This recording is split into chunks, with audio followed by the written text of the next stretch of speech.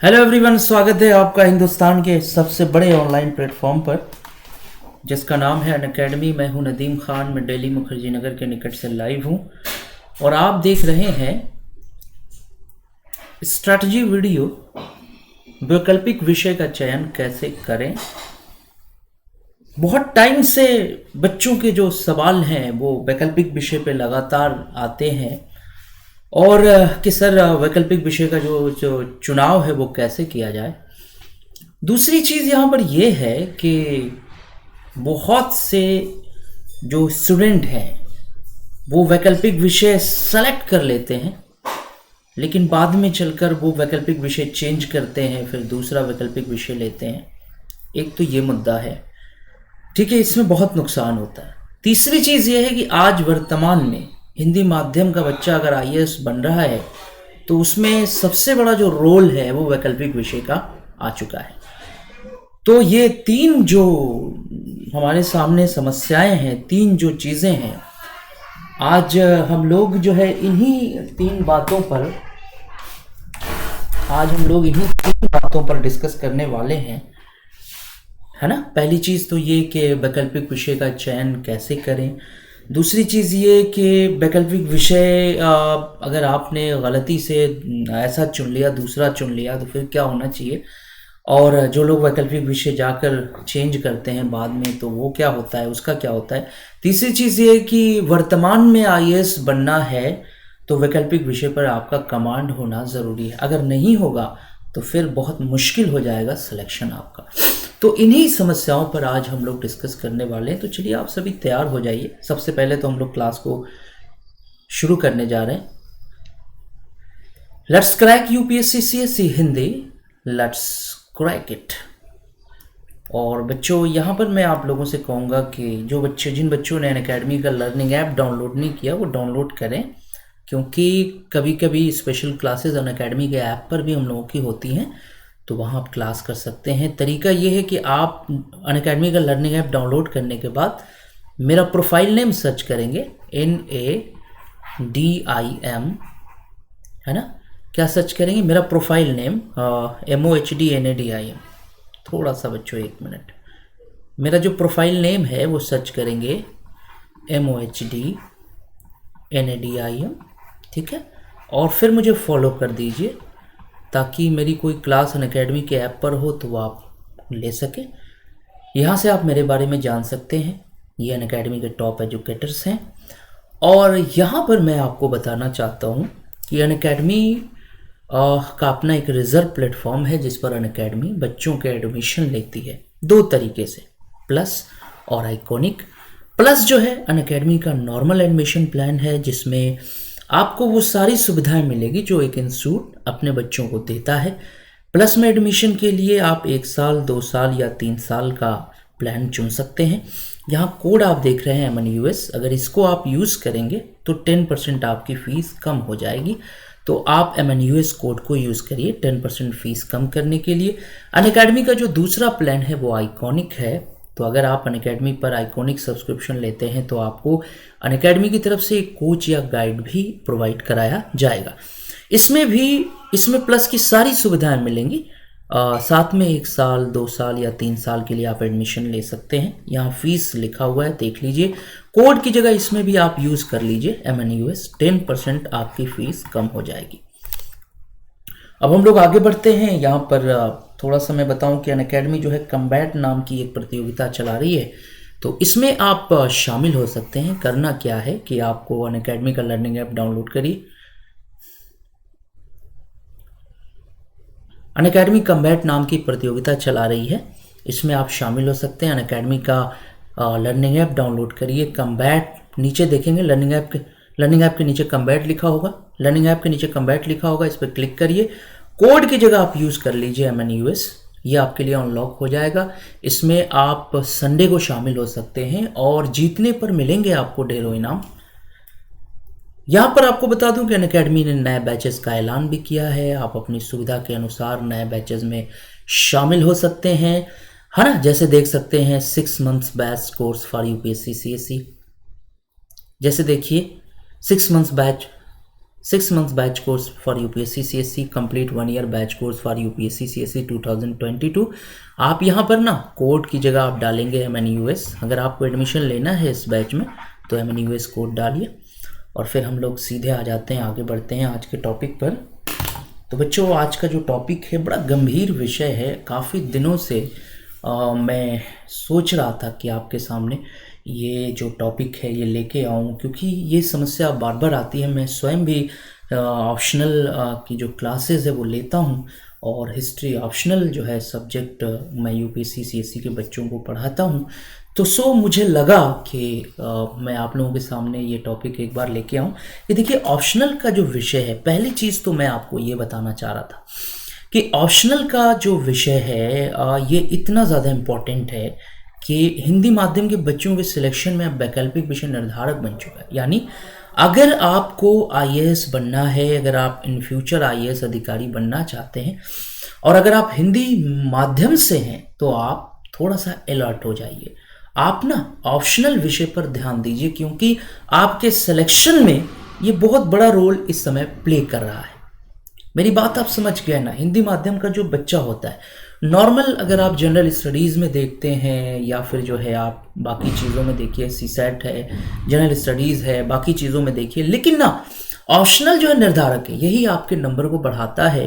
क्योंकि 500 नंबर का ऑप्शनल विषय है, फर्स्ट पेपर और सेकंड पेपर के रूप में 250 नंबर का, तो यही आपके चूँकि 500 नंबर का ऑप्शनल विषय है, तो यही आपके नंबर को बढ़ाता है। तो मैं पहली चीज़ तो ये कहूँगा कि आईएएस बनना है, हिंदी माध्यम वाले जो बच्चे हैं वो थोड़ा ध्यान दें इस चीज़ पर, और ऑप्शनल विषय को अब ऐसे या मतलब जल्दबाजी में इसका सिलेक्शन नहीं होना चाहिए। ठीक है, चलिए हम पहला पॉइंट, जैसे मान लीजिए आप बिल्कुल नए हैं, आपने यूपीएससी सीएससी की तैयारी शुरू की है, ठीक है, तो आपको पता ही है कि यूपीएससी सीएससी के एग्ज़ाम में जनरल स्टडीज़ होता है ना, और सीसेट होता है, ये तो प्रीलिम में हो गए, और मेंस में जनरल स्टडीज़ होता है और वैकल्पिक विषय है, साथ में एथिक्स भी है। ठीक है, तो ये सब जो चीज़ें हैं, एथिक्स भी है, तो ये सब जो, ठीक है, जनरल स्टडीज़ है, ऑप्शनल है और एथिक्स भी है, तो ये सब जो चीज़ें हैं, कहने का मतलब ये है कि यहाँ ऑप्शनल का जो रोल है वो बहुत बड़ा बन जाता है। पहला जो सवाल है बच्चों का कि सर कैसे ऑप्शनल विषय क्या होना चाहिए, देखिए दो चीज़ें हैं। अगर आप अपने सीनियर्स से राय लेंगे तो बहुत से जो सीनियर्स हैं, बहुत से जो लोग हैं, वो बच्चों से कहते हैं कि भाई आप कोई छोटा विषय ले लो।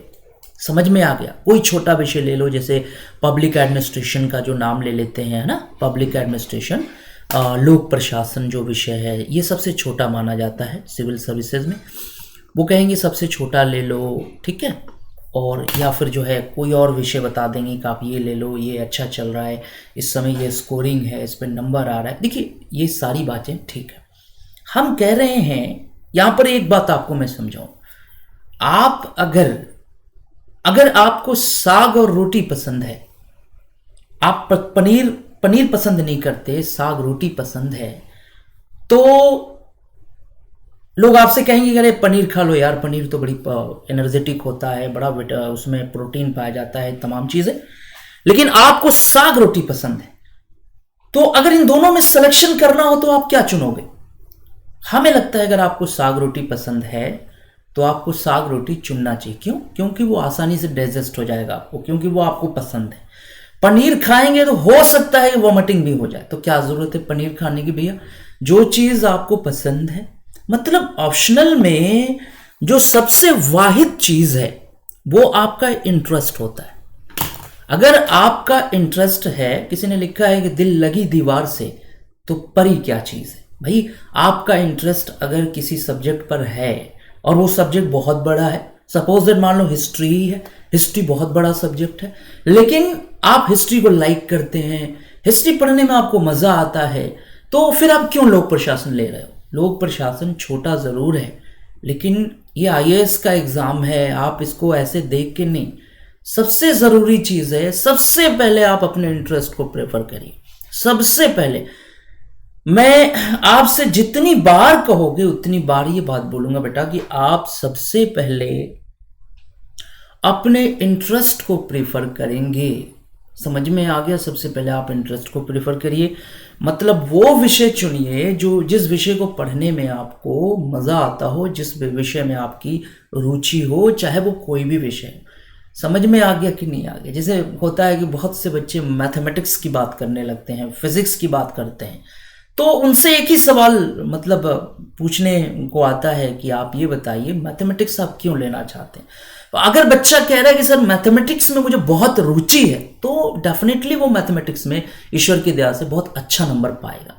लेकिन अगर ये सोच रहा है कि मैथमेटिक्स जो है, मैं साइंस बैकग्राउंड से हूँ तो मैथमेटिक्स को करने में मुझे बहुत आसानी होगी, अगर ये बात कह रहा है तो फिर थोड़ा अडैप्ट हो जाइए, क्योंकि मैथमेटिक्स है, फिजिक्स है, केमिस्ट्री है, बायोलॉजी है, ये जो विषय हैं, ये साइंस बैकग्राउंड के विषय, इसमें या तो इंजीनियर्स अच्छा कर पाते हैं या फिर डॉक्टर्स अच्छा कर पाते हैं। तो हम ये कहेंगे कि अगर आप आर्ट से हैं तो ये चीज़ बेटा ध्यान रखना है सारे बच्चों को कि आप अपने इंटरेस्ट को नंबर 1 पे रखिए। जिस विषय को पढ़ने में आपको मज़ा आता हो वो विषय आप सेलेक्ट करिए। अब जानते हैं पहली चीज़ है कि अगर मान लीजिए इंटरेस्ट का विषय कोई आपने सेलेक्ट कर लिया, हिस्ट्री, ज्योग्राफी है ना, पॉलिटिकल साइंस है, लोक प्रशासन है, या फिर सोशियोलॉजी है या फिलॉसफी है, कोई भी आपने XYZ कोई विषय चुन लिया, सपोज दैट आपने कोई एक विषय सेलेक्ट किया, अगर उस विषय में इंटरेस्ट है आपको, तो जानते हैं कम से कम 3 से 4 घंटे का अध्ययन ऑप्शनल के लिए बड़ी ज़रूरी होता है। अगर ऑप्शनल को तैयार करना है, ऑप्शनल बड़ा होता है ना, पूरा सब्जेक्ट आपको पढ़ना है और ऑप्शनल से जो प्रश्न आते हैं वो काफ़ी गहराई लेकर आते हैं, तो मैं कहूँगा कि अगर आपने अपनी रुचि का सब्जेक्ट चुना है तो आप 3 से 4 घंटे बहुत आराम से वो विषय पढ़ सकते हैं। लेकिन अगर आपने मान लीजिए कोई ऐसा विषय चुन लिया, किसी ने कह दिया अगर यार ये विषय बहुत छोटा है इसको ले लो, लेकिन पढ़ने में मज़ा ही नहीं आ रहा है, पता है वो विषय आपके लिए बिल्कुल पहाड़ की तरह बड़ा हो जाएगा। तो वही चीज़ है, सबसे बड़ी चीज़ है कि अगर इंसान के अंदर चाहत है, अगर इंटरेस्ट है तो उस काम को कर सकता है। मेरी बात समझ गए आप? और अगर इंटरेस्ट नहीं है तो फिर बहुत मुश्किल हो जाता है। अब होता क्या है कि आदमी जो है, किसी के कहने पर आपने कोई सब्जेक्ट चूज़ कर लिया, किसी ने कह दिया कर यार इस टाइम ये बड़ा ट्रेंड में चल रहा है, बहुत स्कोरिंग सब्जेक्ट है, या फला लड़का ये सब्जेक्ट लेकर IAS बन गया, तो आपने देखा देखी ले लिया, लेकिन पढ़ने में आपको मज़ा नहीं आ रहा है, तो पता है फिर वही चीज़ आपके लिए बड़ी मुश्किल बन जाएगी। तो हमेशा इस बात का ख्याल रखना है कि जब भी सब्जेक्ट का आप चयन करिए तो अपने इंटरेस्ट को नंबर 1 पे रखिए। अच्छा, इंटरेस्ट का मसला कैसे होता है? आप एक सवाल पूछ सकते हैं कि सर कैसे हमें पता चलेगा कि हमें इस सब्जेक्ट में इंटरेस्ट है? सबसे पहले जो है, आप तैयारी की जब शुरुआत कर रहे हैं तो सबसे पहले NCERT से शुरुआत करिए। क्लास 6 से 11 तक की जो बुक्स हैं NCERT की वो आप पढ़िए, है ना। 8 से 10 तक साइंस की बुक पढ़िए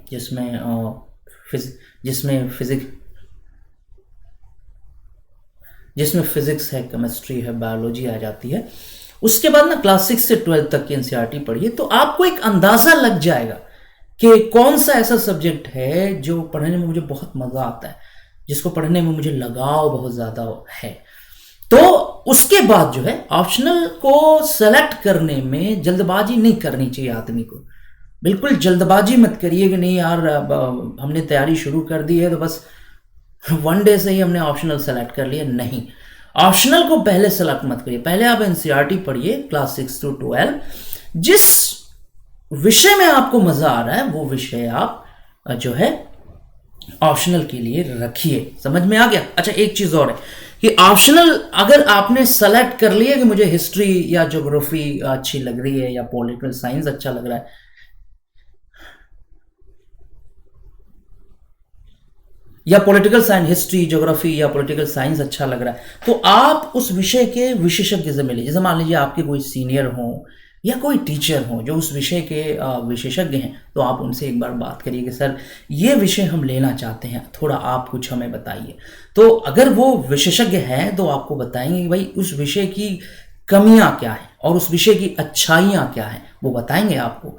और मैंने एक चीज़ कहा ना कि इंसान अगर वो विषय टफ भी है, अगर आपको रुचि है, तो आदमी बहुत आसानी से उस चीज़ को कर सकता है। मेरी बात समझ में आ गई बेटा?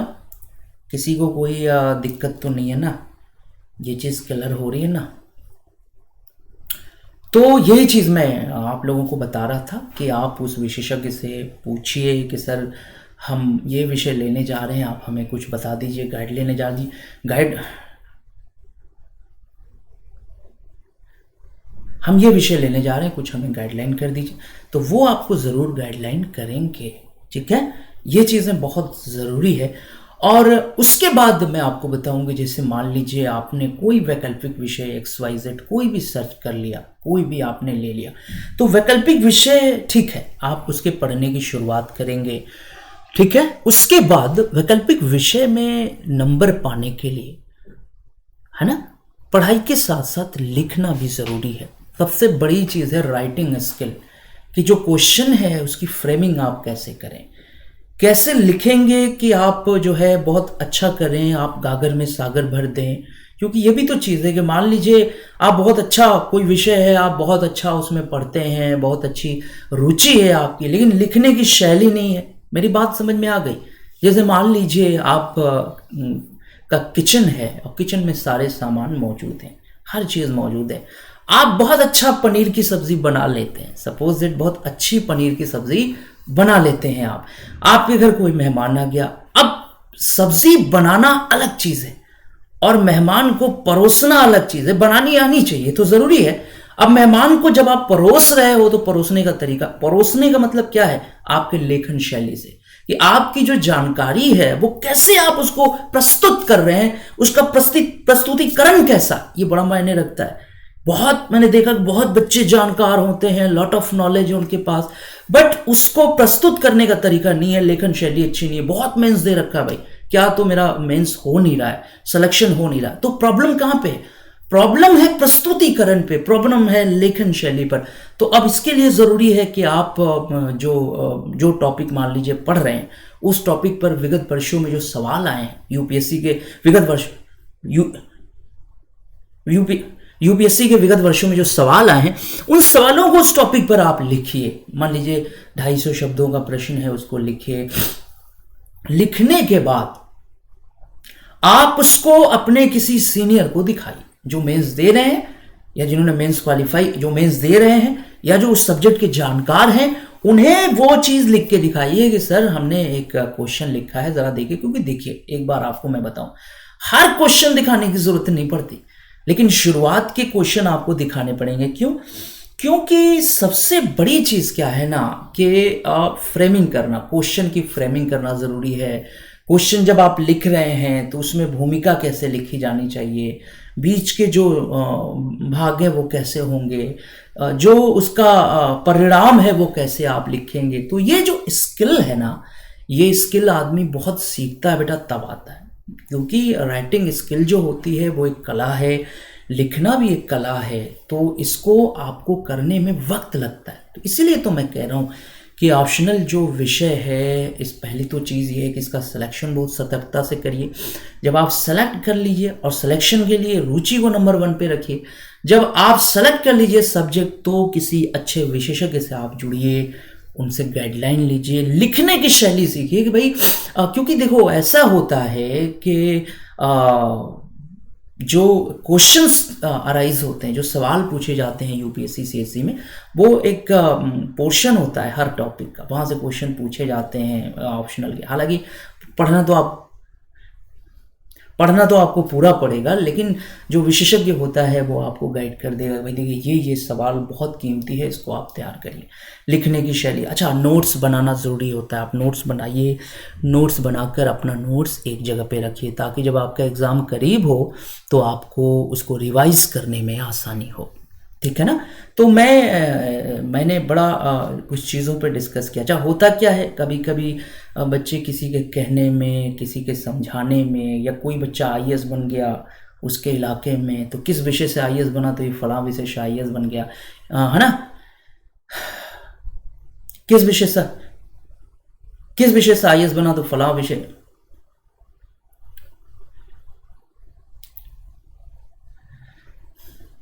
किस विषय से आईएएस बना, तो इस विषय से आईएएस बन गया। तो वो विषय आपने देखा देखी ले लिया। अब लेने को तो ले लिया, मज़ा नहीं आ रहा पढ़ने में। अब होता क्या है कि आपने 2-3 साल गुजार दिया, इतना लंबा टाइम आपने साल, सपोज दैट आपने साल भर गुजार दिया। अब कहने का मतलब ये है कि साल भर उस सब्जेक्ट को पढ़ने के बाद आप ड्रॉबैक कर रहे हैं, तो क्या है, प्रॉब्लम है। तो मेरी बात आशा करता हूँ कि समझ में आई होगी। मेरा टेलीग्राम आईडी भी है यूट्यूब के नीचे डिस्क्रिप्शन बॉक्स में जाइए, मेरे टेलीग्राम आईडी पर क्लिक करिए और मुझसे जुड़िए मेरे टेलीग्राम से। अगर आपके मन में कुछ सवाल हैं तो ज़रूर मैं आपसे बात करूंगा उसके लिए। और बच्चों, आज के क्लास में बस इतना ही।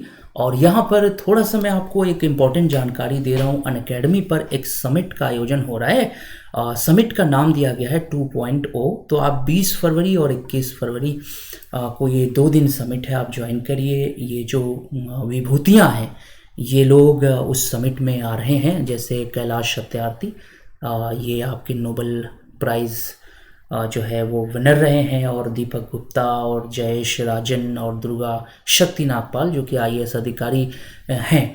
तो इन लोगों को आप सुन सकते हैं और इनसे आप लाभ ले सकते हैं ना। और हमारे ये जो अनअकैडमी के टॉप एजुकेटर्स हैं ये लोग भी जो है रहेंगे उस समिट में। ये आपको बताएंगे आपके भविष्य के बारे में, आपकी, जी हाँ, ये आपको बताएंगे आपकी तैयारी के बारे में। तो आप ज़रूर शामिल होइए अनअकैडमी के इस समिट 2.0 में और रजिस्ट्रेशन ज़रूर करिए। रजिस्ट्रेशन के लिए तरीका यही है कि आप कोड की जगह मेरा कोड यूज़ करिए MNUS, तो आपका रजिस्ट्रेशन हो जाएगा। तो ये जो समिट का दिन है वो करीब आ रहा है, तो आप ज़रूर रजिस्ट्रेशन करिए, कोड यूज़ करिए MNUS। तो बच्चों ठीक है। और अगर आप अनअकैडमी पर एडमिशन लेने जा रहे हैं तो मेरे कोड से एडमिशन ले सकते हैं। MNUS यूज़ करिए, 10% डिस्काउंट मिलेगा। किसी भी टीचर की क्लास करनी हो आप MNUS यूज़ करके कर सकते हैं। आप कोड यूज़ करिए MNUS 10% डिस्काउंट के लिए। किसी भी टीचर की क्लास आप कर सकते हैं, किसी भी नए बैच में एडमिशन ले सकते हैं। तो बच्चों बहुत बहुत शुक्रिया, बहुत बहुत धन्यवाद। ठीक है बच्चों, बहुत बहुत धन्यवाद, बहुत बहुत शुक्रिया।